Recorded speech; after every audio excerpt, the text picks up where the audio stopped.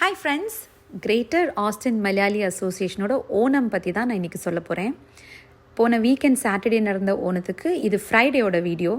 பூக்கோளம் போடுறது தான் ஓணத்தோட மெயின் விஷயம், உங்களுக்கே தெரியும். அப்போ இந்த பூவெல்லாம் இந்தியாவிலேருந்து ஆர்டர் பண்ணி கொண்டு வந்தோம்.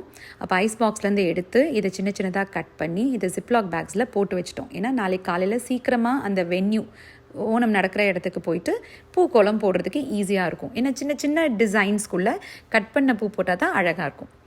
7:30 சாயங்காலம் ஆரம்பித்து நைட்டு 10:30 மணி வரைக்கும் ஜாலியாக நாங்கள் ஃப்ரெண்ட்ஸ் எல்லோரும் பாட்டு பாடி அந்தாக்ஷரி விளையாண்டுட்டு பூவெல்லாம் கட் பண்ணி வச்சோம். இதுதான் பூக்களத்தோட ஃபோட்டோ. நல்ல ஃபோட்டோ லேட்டராக போடுறேன். இது ஒரு சர்ச்சில் தான் நடந்துச்சு எங்களோட ஈவெண்ட்டு.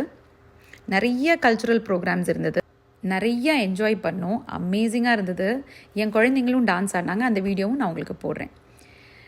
எங்களை மாதிரி வெளிநாட்டில் இருக்கிற ஆளுங்களுக்கு வருஷத்துக்கு ஒரு தடவை இந்த பண்டிகை தாங்க பெரிய ஒரு கொண்டாட்டம்.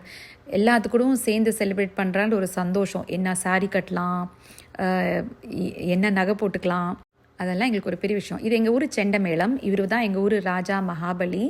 இவர் வர்றதுக்காக தான் நாங்கள் நிறைய சாப்பாடு செஞ்சு பூக்களம் போட்டு இவரை வரவேற்கும் எல்லா வருஷமும். இவருக்கு பேர் டாம் த ஃபிட்லர். சூப்பராக வயலின் வாசிச்சாரு. நான் உங்களுக்கு கொஞ்சம் நேரம் அவரோட வயலினை கேட்க வைக்கிறேன். பியூட்டிஃபுல்லாக இருந்துச்சு.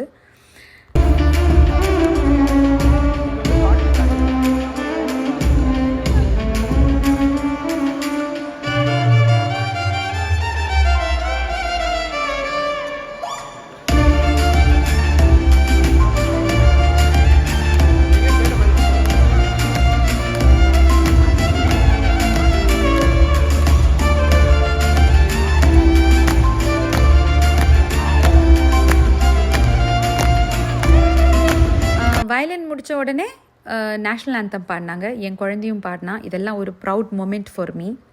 ஒரு ஆர்மி பேக்ரவுண்ட்லேருந்து வந்தனால இது எனக்கு ரொம்ப இம்பார்ட்டண்ட்டான விஷயம்.